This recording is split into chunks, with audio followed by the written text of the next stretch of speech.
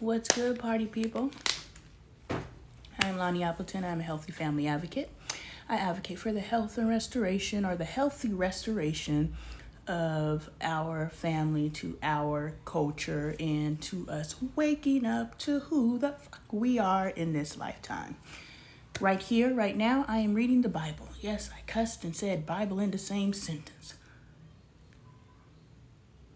I didn't get smited in that moment, but sis might get smited. Hey, Reed, welcome to Bible study. I read the Bible from the perspective of what's behind this cover and the pages in between. I don't have any prior knowledge except for, previous exposure to the Bible.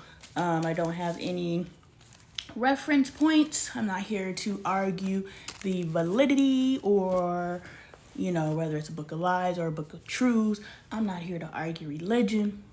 God told me to read the Bible every day, Monday through Saturday at 12 p.m. Mountain Standard Time. It is presently 12:06 p.m. where I am. So 6 minutes ago, I am here as time permits. I do have other obligations, reading the Bible. Y'all, let me just say, life has been lifing, and what the devil means for bad, God will always use for good, as long as you make sure that as you go through life, you are not giving the devil credit for anything. I don't care if it was historically, the devil is busy. No, don't give that entity, that energy, dominion in your household, period. Everything that's blowing up and it's just like, oh my gosh, this is not in my favor. Understand that as long as you walk with God, everything will be flipped in your favor. It is just for you to know it gets real. It gets real before it gets real. And those of you who understood that. We are reading Numbers chapter 11, Fire from the Lord. Let's get into it because we got some pages to push through. Now the people complained about their hardships in the hearing of the Lord, and when he heard them, his anger was aroused. Then fire from the Lord burned among them and consumed some of the outskirts of the camp. See, that right there for me is confirmation what I said. The devil is not busy. Don't go to the Lord complaining about your life. Why? Because everything that is transpiring in your world of creationism, God as your co-pilot, your God self, however you want to look at it, is for a purpose. So what the heck are you complaining about? It's like your kids don't understand that in order for them to have this, and this has to happen. But they're complaining here, they're complaining here. And you, as the God in their life, because you are, this is what I told Bailey. I was like, Angel keeps messing up, not even realizing that you're her God. Not any type of idolatry, but if you think about the supplier of all your needs, according to their riches and glory, is mom and dad. So why the heck do you keep throwing mom and dad a middle finger? Why do you keep throwing your older siblings a middle finger as if they literally don't govern your life? You know what I'm saying? So, we're doing all the things. I understand you want this. But in order to get here, there's a foundation that has to be built. And if you're complaining through the foundation, my anger is going to burn towards you. So immediately, when I started reading this, my point was proven. When the people cried out to Moses, he prayed to the Lord and the fire died down. So that place was called Taberah because fire from the Lord had burned amongst them. Something's going on with my eyes where I see huge glares. And so when I'm stumbling or struggling to read, it's because I'm trying to find the right angle because I stare at screens all the time. I need to, when the Lord permits, get some glasses that actually fight the light. But at present, got some ocular damage, so I got to kind of angle my books and things that I look at so that I'm not fighting against the glare. So that's why I'm over here I got to find the right angle. Stick with me. The manna was coriander seed and looked like resin. The people went around gathering it and then ground it in a hand mill or crushed it in a mortar. They cooked it in a pot or made it into loaves, and it tasted like something made with olive oil. When the dew settled on the camp at night, the manna also came down. Moses heard the people of every family wailing at the entrance to their tents. The Lord became exceedingly angry, and Moses was troubled. He asked the Lord, "Why have you brought this trouble on your servant? What have I done to..." You do that too? Man.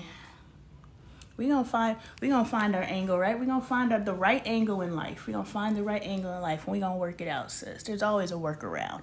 That's a message. That's a life message right there. See, there's a lesson in everything. Thank you for the love. Displease you that you put the burden of all these people on me. Did I conceive all these people? Do I give them birth? Why do you tell me to carry them in my arms as a nurse carries an infant to the land you promised on oath to their ancestors? Where can I get meat for all these people? They keep wailing to me, "Give us meat to eat." I cannot carry all these people by myself. The burden is too heavy for me. If this is how you are going to treat me, please go ahead and kill me. If I have found favor in your eyes, and do not let do not let me face my own ruin. That's crazy. That is a heavy burden, right? Hey, Regina. That is a heavy burden, right? To have the fate of a people on your back. Right now, my husband, pretty much all of 2023 started happening in 2022. Like, the state of my family right now has been a long time coming. But, I can imagine being the main provider of a family. For my family, it's my husband. At a time when I was a single parent, it was me, but I could I've been it, where the entire burden of an entire family is on your back. So Moses was responsible for a people. He didn't even birth these people. He's like, yo, these ain't even my offspring, and I'm responsible for these people. Give me a break. I get it. The Lord said to Moses, "Bring me 70 of Israel's elders who are known to you as leaders and officials among the people. Have them come to the tent of meeting, then that they may stand there with you. I will come down and speak with you there, and I will take some of the power of the Spirit that is on you and put it on them. They will share the burden of the people with you, so you will not have to carry it alone." Understand that if you are chosen, you are chosen. Yes, Kaden. So Isabel DB driving on the... Okay, well, go take that up with Isabel. That ain't got nothing to do with me. But Isabel is on the boat with Andre. Okay, well, then go talk to Andre about Isabel. That ain't got nothing to do with me. I'm busy. Mommy's reading the Bible. Scoot along, my friend. Thank you. This is some heavy passage, y'all. Bye. Thank you. Bye. See you later. See you later. This is some heavy stuff. He said, go get some elders who you know to be leaders and officials among the people. Because when you're called, are you talking to me? I think you're talking to me. We're going to keep reading, but I think this might be a message from me.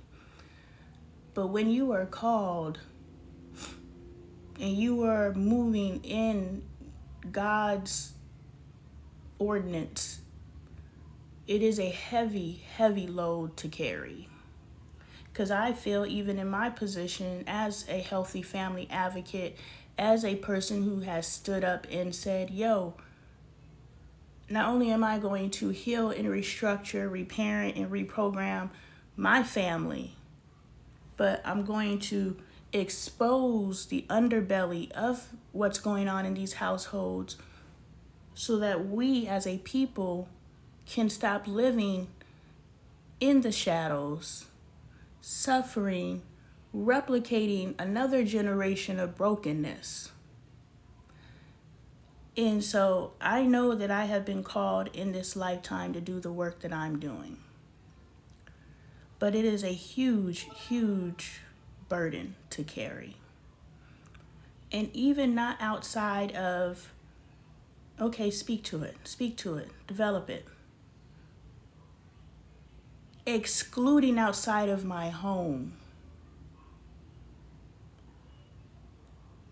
Within my home, I'm alone.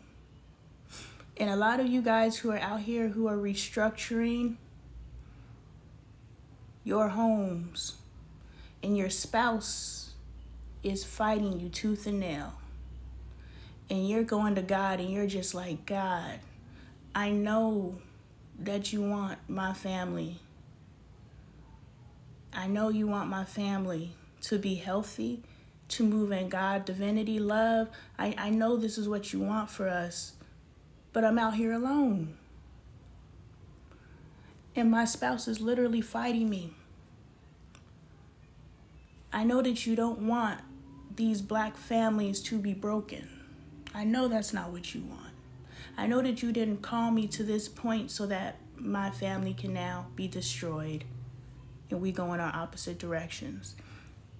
And everything that I stand for is just gone.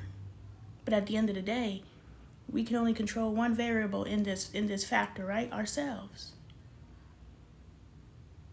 And what God is saying is, you just keep showing up. I'm going to do the work. And it may take some time because we got free will. But you keep showing up and we going to get our families together. So outside of my healthy family advocacy, looking, doing the work to help others heal their households. Within my own household, it is a battle, a daily battle to just get people to speak lovingly. Not from, okay, I don't want to hear your mouth, so I'm going to speak a certain way. Not from that place, but to internalize it and understand that you are literally speaking destruction over your own children. You are literally manifesting the opposite of love towards your spouse. And just because socially it has been acceptable, societally, communally, it has been accepted for us to dig into each other and talk crazy to each other. Now that we wake up to the fact that words are spells and we are truly speaking destruction over our own family. I was in a family meeting and I said, "You must not know who I am," to my husband. He was like, "Who are you?" I was like, "I'm freaking phenomenal. Like, you don't know who I am?" And he was like, "You ain't doing nothing nobody else ain't doing." And a second time in that family meeting, I said, "Man, we the motherfucking Appletons. I don't know what you talking about. We the best fucking family out there." And he was like, "What are we doing different than any other family is doing?" And I'm sitting there looking at him. I was just like, see, I could see you coming at me because you got a problem with me and you just ain't admitting that you got a problem with me. So you don't want to celebrate me. But for me to use your namesake to evoke pride in yourself as being the eldest Appleton walking this earth. My husband is the elder. And you say that your family ain't doing nothing that nobody else's family doing. First of all, us being the motherfucking best out there ain't got nothing to do with nobody else. It has everything to do with us showing up for us. And for my husband to say, we're not special. I was like, damn, you just spoke that spell over your lineage. I'ma always say my kids is doing the motherfucking, that they run it, they doing they big. Now, if they ain't, then they ain't. And we talked about this. But when I look at Bailey and I see Bailey doing the best she possibly can in whatever situation she's in, she is moving in her excellence. Moving in your excellence does not mean that you are perfect. Moving in your excellence means that you are moving in your highest capability. My daughter is excellence. I am excellence. And if you are moving in your highest capability, you are excellence. So that's why I'm out here doing my dang thing. Can't nobody touch me. Why? Because I am the most that I can be within myself. Who gonna tell me I'm not? Who gonna tell you you not? If you were showing up in every aspect of your life to the best of your ability in that moment, celebrate yourself. And God said, as long as you keep showing up, go and bring your spouse to me. Stop trying to change your spouse. Stop trying to change your kids. I got them. You just keep showing up. I'm going through something in life, and I'm going to talk about it while I read the Bible. Thank you, Rosie.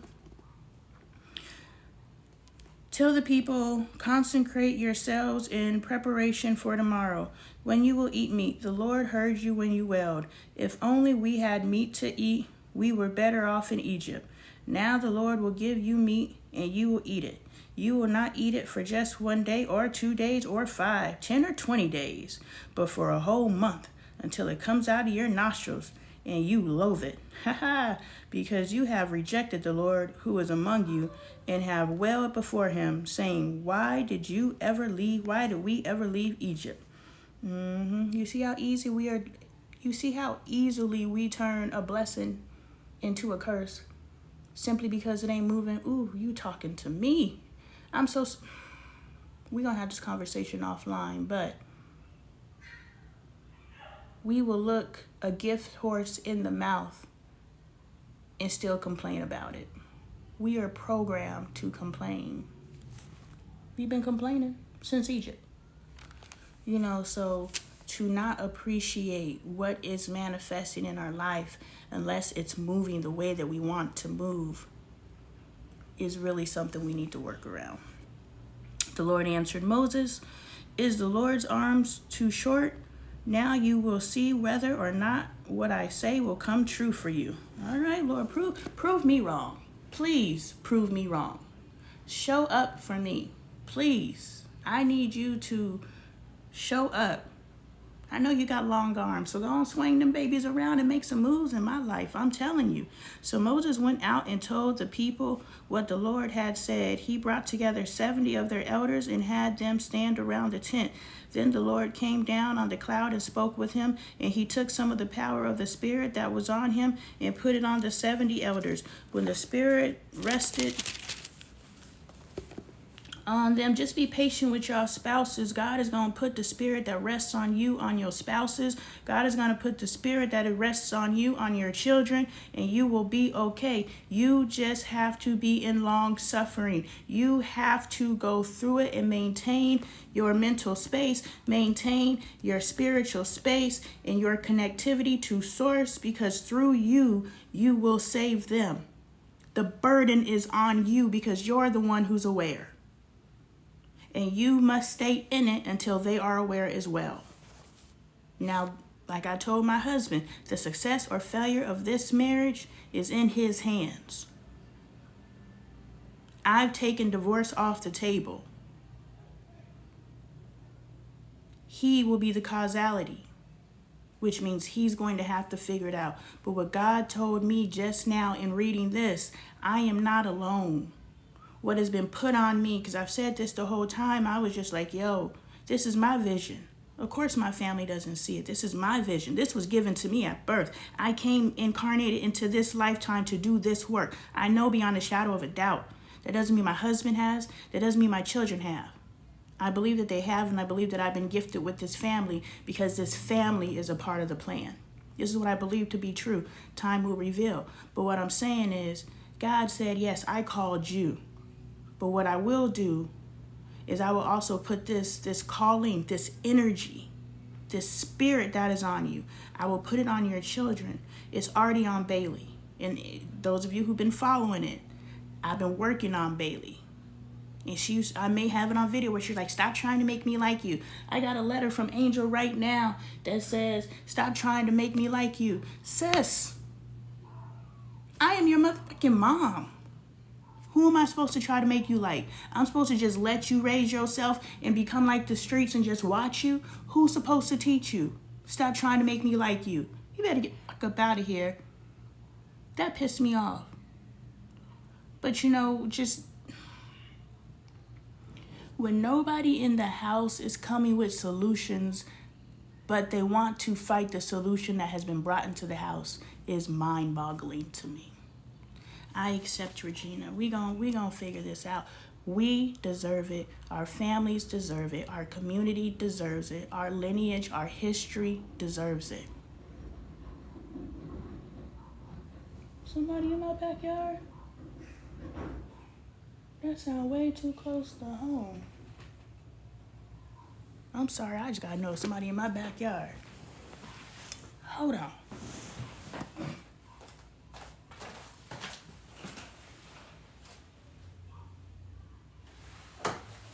Is Dre home?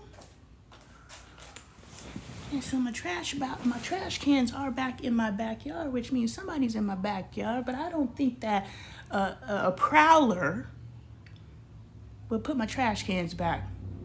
So I'm going to wager. The noise is back. Hold on.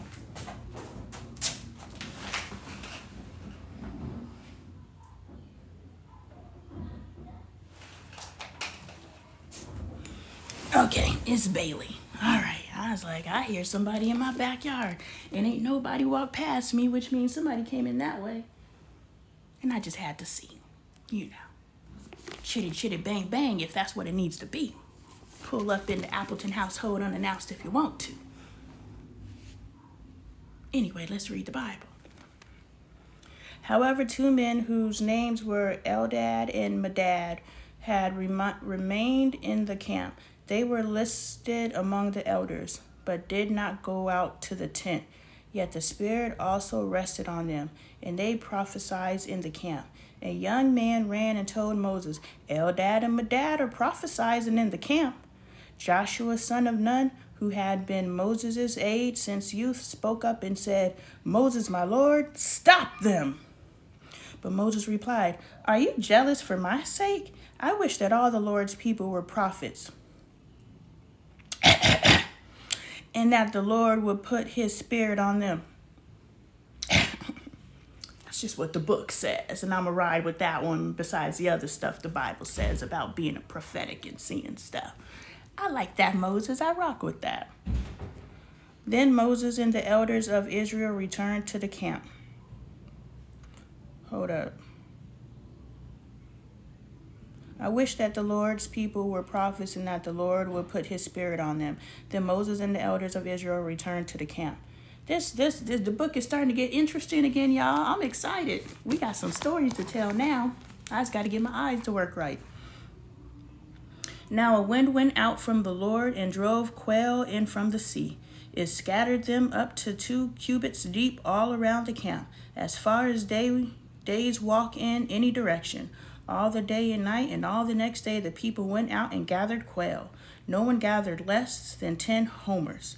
Then they spread them out all around the camp. But while the meat was still between their teeth and before it could be consumed, the anger of the Lord burned against the people, and he struck them with a severe plague. Therefore the place was named Kibroth Hattaavah, because there they buried the people who had craved other food.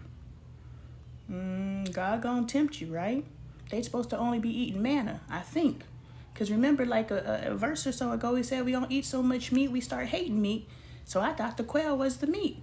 But maybe the quail was a tempting thing that was sent before the people. And some people had a choice of whether to go and get the quail or to get the manna. And they got the quail. And now they dead. I don't know. Just a thought. From Kibroth Hattaavah, the people traveled to Hazeroth and stayed there. Miriam and Aaron opposed Moses. Because you remember, Aaron and Moses came up together. Let's see what Miriam and Aaron got to say about Moses. Miriam and Aaron began to talk against Moses because of his Cushite wife. Oh, I done lost my page. Whew, Spirit knew I was about to talk about when friends become enemies. Let me see, because Aaron's his brother too. Let me see. Miriam and Aaron began to talk against Moses because of his Cushite wife, for he had married a Cushite. Has the Lord spoken only through Moses, they asked. Ooh, jealousy. You see when one partner starts getting it up and the other partner sitting around like, hold up. What about me? Let's read. I'm making my own story. I can't read fast enough. I need to know what's going on. I'm sorry. I'm getting my energy up, y'all. And only through Moses, they asked, hasn't he also spoken through us? And the Lord heard this. God was ear hustling, and he heard. What happened? Now Moses was a very humble man, more humble than anyone else on the face of the earth. I need to work on my humility and humbleness. At once the Lord said to Moses, Aaron and Miriam, come out of the tent of meeting. Ooh, they were in the tent of meeting. They wasn't at home. They was in the tent of meeting, gossiping about Moses. They knew better. All three of you. So the three of them went out. Then the Lord came down in a pillar of cloud. You already know when he come down with a pillar of cloud and a pillar of smoke. Somebody about to get. He stood at the entrance of the tent and summoned Aaron and Miriam. When the two of them stepped forward, he said, listen to my words. When there is a prophet among you, I, the Lord, reveal myself to them in visions. I speak to them in dreams. But this is not true of my servant Moses. He is faithful in all my house. With him I speak face to face, clearly and not in riddles. He sees the form of the Lord. Why then were you not afraid to speak against my servant Moses? I'm saying if I would have saw what God and Moses was up to, I would at least kept Moses' name out of my mouth. I may have talked about other people, but I definitely would have kept Moses' name out of my mouth, because I didn't see Aaron stood there and watched God strike down two of his sons in front of him, and he's still running his mouth. Crazy town. The anger of the Lord burned against them, and he left them. Whew. I was scared for Aaron and Miriam. I'm going to keep a G. When the cloud lifted from above the tent, Miriam's skin was leprous. It became as white as snow. Aaron turned towards her and saw that she had a defiling skin disease. And he said to Moses, please, my Lord, I ask you not to hold against us the sin we have so foolishly committed. But do not let her be like a stillborn infant coming from its mother's womb with its flesh half eaten away. So Moses cried out to the Lord, please, God, heal her. The Lord replied to Moses, if her father had spit in her face, would she not have been in disgrace for 7 days? Confine her outside the camp for 7 days. After that, she can be brought back. So Miriam was confined outside the camp for 7 days, and the people did not move on until she was brought back. After that, the people left Hazeroth and encamped in the desert of Paran. Whew. Yes, voice and inflection. I'm telling you. Once the story gets good, we're going to get into some good reading. I'm going to tell you, I'm an excellent reader.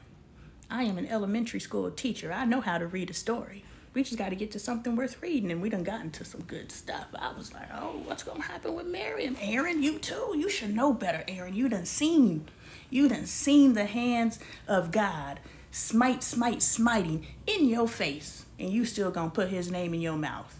The foolery of it all. Chapter 13, Exploring Canaan. The Lord said to Moses, send some men to explore the land of Canaan, which I have given to the Israelites. From each ancestral tribe, send one of its leaders. So at the Lord's command, Moses sent them out from the desert of Paran. All of them were leaders of the Israelites. These are their names. From the tribe of Reuben, Shemua, son of Zachar. From the tribe of Simeon, Simon. I should really go to Google how do you pronounce it and find out how to say that name. Shaphat, son of Hori. From the tribe of Judah, Caleb, son of Jephunneh. From the tribe of Issachar, Egal, son of Joseph. From the tribe of Ephraim, Hoshea, son of Nun. From the tribe of Benjamin, Palti, son of Raphu. From the tribe of Zebulun, Gadiel, son of Zadi. From the tribe of Manasseh, a tribe of Joseph, Gadi, son of Susi. From the tribe of Dan, Amiel, son of Gamali. From the tribe of Asher, Sethur, son of Michael. From the tribe of Naphtali, Nabi, Nahbi, son of Vashti. I'm sorry, y'all. Then the tribe of Gad, Gil, son of Maki. These are the names of the men Moses sent to explore the land. Moses gave Harshiah, son of Nun, the name Joshua. When Moses sent them to explore Canaan, he said, "Go up through the Negev and on into the hill country. See what the land is like and whether the people who live there are strong or weak, few or many. What kind of land do they live in? Is it good or bad? What kind of towns do they live in? Are they unwalled or fortified? How is the soil? Is it fertile or poor? Are there trees in it or not? Do your best to bring back some of the fruit of the land." It was the season for the first ripe grapes. So they went up and explored the land from the desert of Zin as far as Rohab towards Lebo Hamath. They went up through the Negev and came to Harbin, where Ahiman, Shishai, and Talmiah, the descendants of Anak, lived. Hebron had been built 7 years before Zoan in Egypt. When they reached the valley of Eshcol, they cut off a branch bearing a single cluster of grapes. 2 of them carried it on a pole between them, along with some pomegranates and figs. That place was called the Valley of Eshcol because of the cluster of grapes the Israelites cut off there. At the end of 40 days, they returned from exploring the land. Reports on the exploration. Caden, please lower your voice. Thank you. Report on the exploration. They came back to Moses and Aaron and the whole Israelite community at Kadesh in the desert of Paran. There they reported to them and to the whole assembly and showed them the fruit of the land. They gave Moses this account. "We went into the land to which you sent us, and it does flow with milk and honey. Here it is. Here's its fruit. But the people who live there are powerful, and the cities are fortified and very large. We even saw descendants of Anak there. The Amalekites live in the Negev. The Hittites, Jebusites, and Amorites live in the hill country, and the Canaanites live near the sea and along the Jordan." Then Caleb silenced the people before Moses and said, "We should go up and take possession of the land, for we can certainly do it." But the men who had gone up with him said, "We cannot attack those people. They are stronger than we are." And they spread among the Israelites a bad report about the land they had explored. They said, "The land we explored devours those living in it. All the people we saw there are a great size. Giants? I don't know." Is Caden? See, I don't know what Caden is doing. You hear him? He's I don't know. Caden just be making noise. He's a beatboxer, like in his head. Like he's a musician in his head. Well, in real life, but anyway, giants. All the people are of great size. Giants. Well, we already know David and Goliath, but giants. "We saw the Nephilim there. The descendants of Anak come from the Nephilim.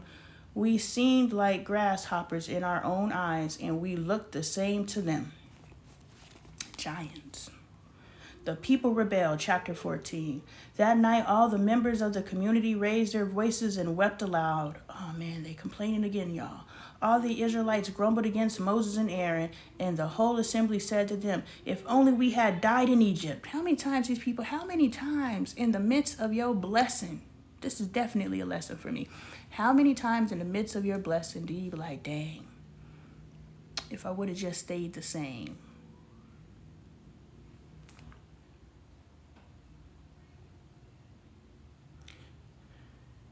Or in this wilderness, why is the Lord bringing us to this land only to let us fall by the sword? Our wives and children will be taken as plunder. Wouldn't it be better for us to go back to Egypt? And they said to each other, "We should choose a leader and go back to Egypt." Then Moses and Aaron fell face down in front of the whole Israelite assembly gathered there.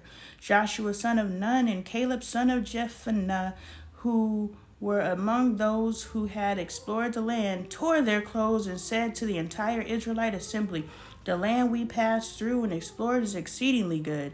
If the Lord is pleased with us, he will lead us into that land, a land flowing with milk and honey, and will give it to us. Only do not rebel against the Lord, and do not be afraid of the people of the land, because we will devour them. Their protection is gone, but the Lord is with us. Do not be afraid of them." Don't matter how big it is, that whatever it is that you got to overcome. As long as you're moving in divinity, God got you. The only thing is, God may not got you the way that you think. Like, our conception of reality is only as expansive as our conception of reality. So when we are waiting on the Lord, we don't know how God's going to pull up. It is staying and remaining in the faith of knowing that God is going to pull up. I just would like you to pull up a little sooner. If I could just put a request in, is all I'm saying. But the whole assembly talked about stoning them. God dang, they stoning people for being disagreeing. You know, we stone each other in 2024.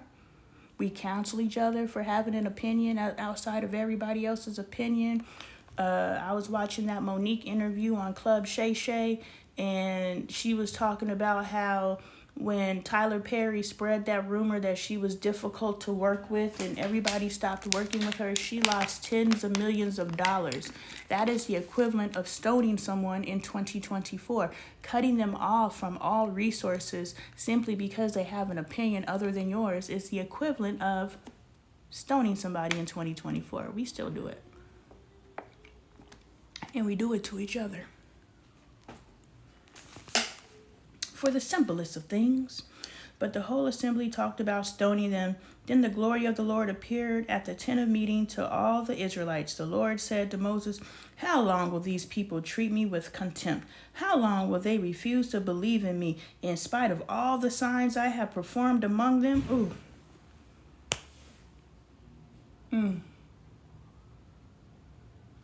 I'm going to change that language because God is talking to me right now.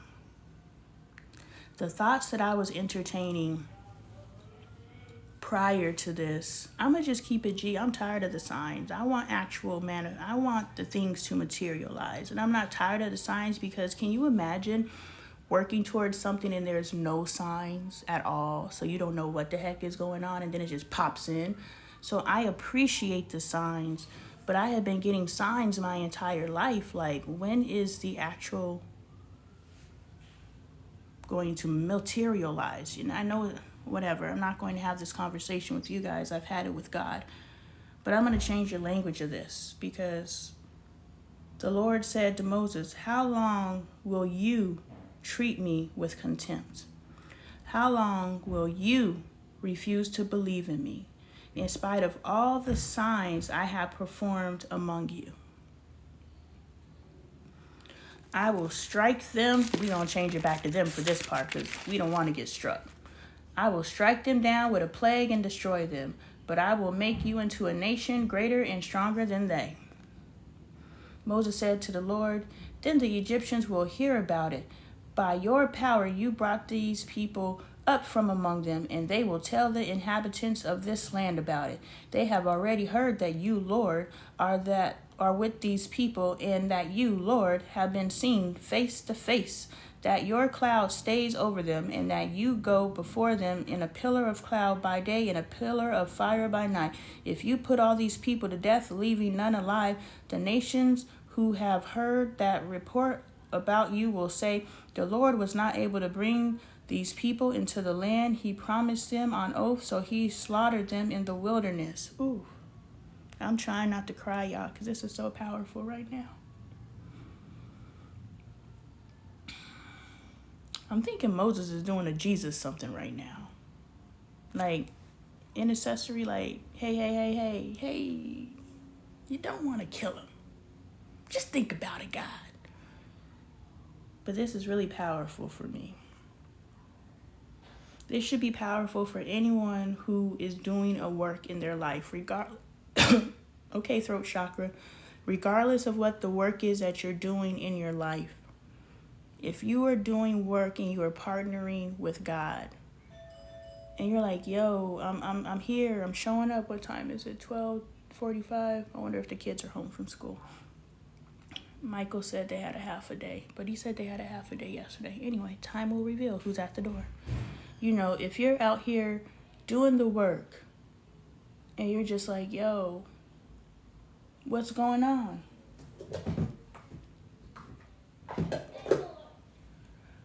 What I really feel is because I've gotten real, you know, I'm doing the work of God-ish out here, right?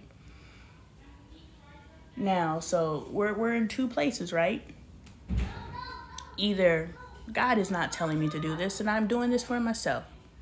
You know, I just put God's name on it. God was like, hey, my name is Bennett and I ain't in whatever you got going on over there. Stop putting that on me. Leave me out of it. Or I am doing God's work. It is a God's word will not return void, or just something like that. But the point that I'm making is, if I'm out here saying this is God's work to be done, the work must be completed. Do you understand? Because for God to just wipe everybody out, God knows that they are wiping everyone out because of their disobedience. But the public perception and the story that will go around, so even God was moving in some gossip, what do they call it? Olivia Pope energy, handling a situation. Moses was Olivia Pope, where he was like, no, you don't want to wipe the people out, because if you wipe the people out, then the word is going to get around that you couldn't complete the job. And we know that's not true. So we're going to see how God responds to this. But also, there's so many levels of this, because I was talking to my son about this too, because he was talking about how, you know, the Israelites that were brought out of Egypt, those particular Israelites never made it to the promised land because their disbelief kept them out of it. So am I prolonging my suffering? Am I prolonging my entering to the space of milk and honey? What the heck am I doing to prolong it, man? I have refined myself. I have sent myself through the sifter so many times. I can't even think of any more lessons to learn from this season that I'm in. I'm just like, and y'all know I learn a lesson from anything, and I'm just like, what else am I supposed to be doing? Be patient. I get it. Anyway, yeah, there's a lot of lessons. There's a lot. This is meaty. What we're reading today is meaty. So after we're finished reading, hey, Pat, after we're finished reading, let's go back and reread these passages and see how they apply to whatever it is that we're working through in our life. Because there is no happenstance that we're reading this, especially me. So I have to believe that those of you who showed up today for Bible study, there's a message in here for you too. You know, and this is the first time in a very long time since Genesis, honestly, in taking the Israelites out of Egypt, that the Bible actually started talking to us again. Because before it was, you know, the cubits and the ephahs and all that other stuff. Oh, that is a cool piece of wood, huh? Yeah. Okay, be careful because it has splinters, all right? Yeah. All right, out. Little over here. Oh, you have wood too? Yeah.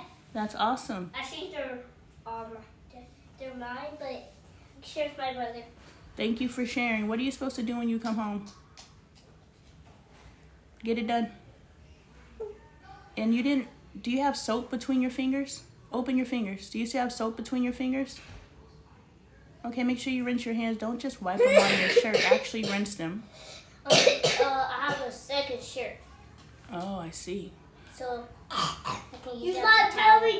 You don't need to use your shirt as a towel. Don't even start that habit. Go ahead and y'all exit my room.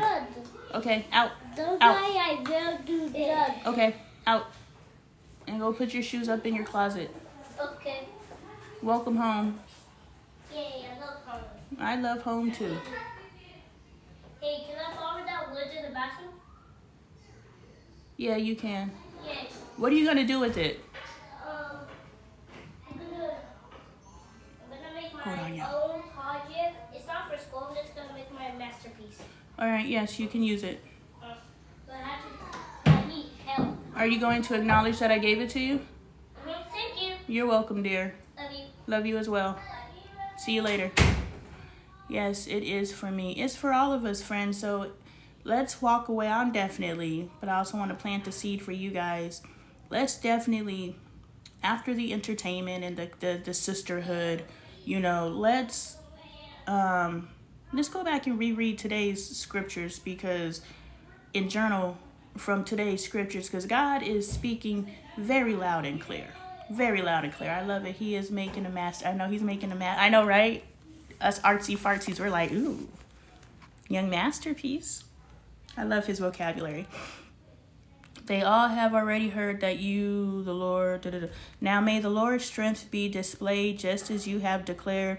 The Lord is slow to anger, abounding in love, and forgiving sin and rebellion. Now I'm going to keep it G. I haven't seen the slow to anger. I haven't seen the abounding love. And I haven't seen the forgiving and sin and rebellion. But what I have seen is a replication of black women and how they run their household. A black woman, I'm speaking to myself, so don't get offended. I've been studying black women because I got to figure us out. If we are the leaders of our community, I don't care what they say. If we are the leaders of our community and we are to restructure what the heck is going on, I got to study us and I got to call us out on our stuff. So let's read this. The Lord is slow to anger. This, what we've seen of God, who literally, you could breathe wrong. Lot's wife turned and looked back and got turned into a pillar of salt, no questions asked. Is that slow to anger? Is that showing compassion? Is that showing forgiveness? No. So then we look at us as black women and we're like, are we truly slow to anger? Because what I've seen so far in this, I have not seen a God that is slow to anger, but God is slow to anger. So you have to ask yourself, even though I believe I have sold to myself that I am slow to anger, am I truly manifesting that? Because just because we tell ourselves something and we can look out into our lives, we can actually talk to our children and talk to our spouse and get that feedback. Am I truly slow to anger? Abounding in love. We love our children. We love our husband, our spouses. We love our XYZ. But are our words, our thoughts, our energy, is that abounding in love truly? Moses has had to talk God off of the ledge many times. Like, yeah, God pulled him up out of Israel. God, put the Egyptians up under the Red Sea. Yes, God has provided them with manna. Yes, you are providing for your family. Yes, you are doing everything you can within your capabilities for your children. But does it feel like love? Do you understand? I took my children to Disney World. But my energy was so controlling, and all I can say is, because I can't think of a very tangible example, but all I can say is, your energy has ruined a very beautiful moment. I love my children. Here we go. I love my children, and I have taught them how to read. A very loving experience. I have taught my children how to ride bikes. A very beautiful experience that I have ruined because of the words that I'm saying, because of the energy I'm producing, because of all the things that, I feel as a black mother I must produce. All the while I'm saying it, I'm teaching you how to read because I love you. I'm teaching you how to do these things because I love you. I am showing up for you because I love you. But as I show up for you, is the entire package reflective of love? I've had some experiences recently where I'm talking to another black woman and she's sharing her life philosophies with me, and I'm just listening to her. Because at this point, I have shifted out of the standard mentality that has been placed before us as Black women. I'm creating my own thing. And so I'm looking at her and I'm listening to her and I'm just seeing, yo, and she believes this is love. She believes that this fear that people are responding to her in is respect. No, baby, that's fear. Your family fears you. Your family doesn't want to hear your mouth. That's why they respect you. I don't want fear-based respect. I don't want fear-based love. I don't want to be tolerated by my family and my spouse anymore. God is abounding in love. And I don't know about you, but aside from God showing up and handling business on their behalf, that's what we do. I ain't seen no love. No, I see you. You matter. What do you need from me, love?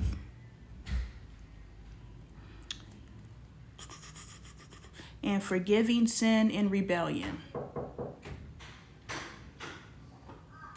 Yet he does not leave the guilty unpunished. He punishes the children for the sin of their parents to the third and fourth generation. In accordance with your great love, forgive the sin of these people, just as you have pardoned them for the time they left Egypt until now. We're going to justify our bad behaviors by any means necessary. And how do we know that? Yet he does not leave the guilty unpunished. So here we go. The Lord is slow to anger, abundant in love, and forgiving sin and rebellion. But, right? Every time we throw that but in there, we just disqualified everything we just said. We have just now moved into a space of justification of bad behavior. So just pay attention to that. The Lord replied, I have forgiven them as you asked. Nevertheless, as surely as I live and as surely as the glory of the Lord fills the whole earth, not one of those who saw my glory and the signs I performed in Egypt and in the wilderness, but who disobeyed me and tested me 10 times, not one of them will ever see the land I promised on oath to their ancestors. Dang. They done complained themselves out of a promise. Let me stop complaining because clearly God is telling me, look, the only delay is you. I just don't know what that means. The only delay is you. But I don't know what that means.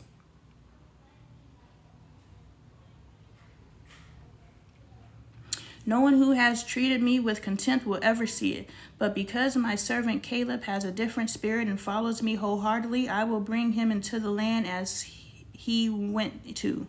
The land he went to, and his descendants will inherit it. Since the Amalekites and the Canaanites are living in the valleys, turn back tomorrow and set toward the desert along the route to the Red Sea. The Lord said to Moses and Aaron, how long will the wicked community grumble against me?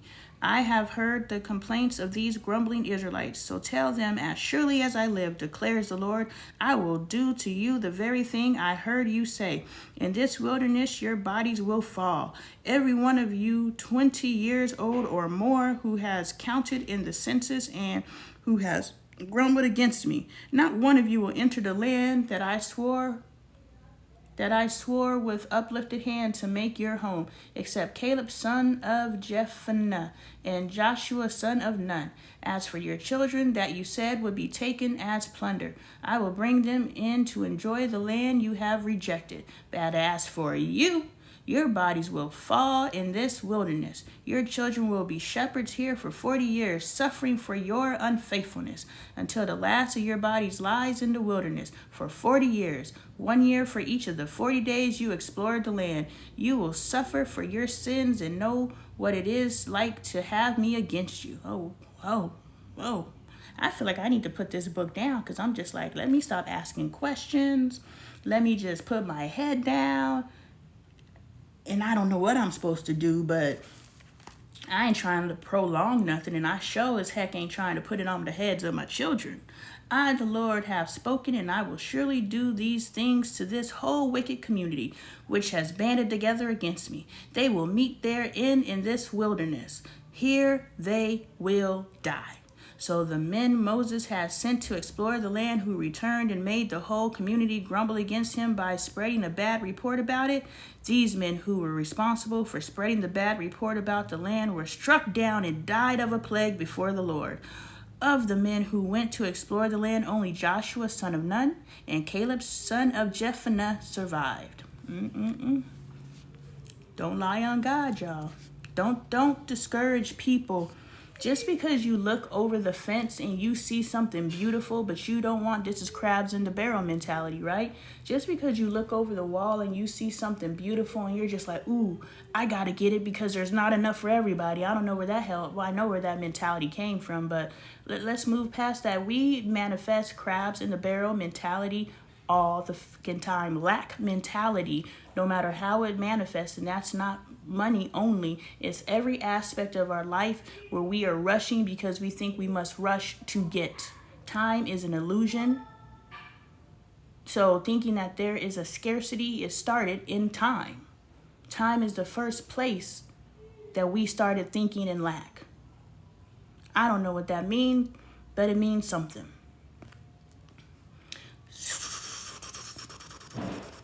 When Moses reported this to all the Israelites, they mourned bitterly. Early in the next morning, they set out for the highest point in the hill country, saying, "Now we are ready to go up to the land of the Lord promised. Surely we have sinned." Surely? But Moses said, "Why are you disobeying the Lord's command?" Oh, they immediately came on some, oh, you wapti, Lord Jesus. This will not succeed. Do not go up, because the Lord is not with you. You will be defeated by your enemies, for the Amalekites and the Canaanites will face you there. Because you have turned away from the Lord, he will not be with you, and you will fall by the sword. Nevertheless, in their presumption that they went up toward the highest point in the hill country, though neither Moses nor the ark of the Lord covenant moved from the camp. Then the Amalekites and the Canaanites who lived in that hill country came down and attacked them and beat them down all the way to Hermah. Dang, beat them all the way down to Hermah. Chapter 15, we'll read tomorrow. Supplementary offerings. Oh, we're about to get back into offerings. That's all right, because Numbers just gave us something good to mill on tonight. That was some good stuff, y'all. That was some good stuff. That got my blood pressure, my heart beat up, right? I was over here, whoo, Lord, speak to my heart. Give me your holy word.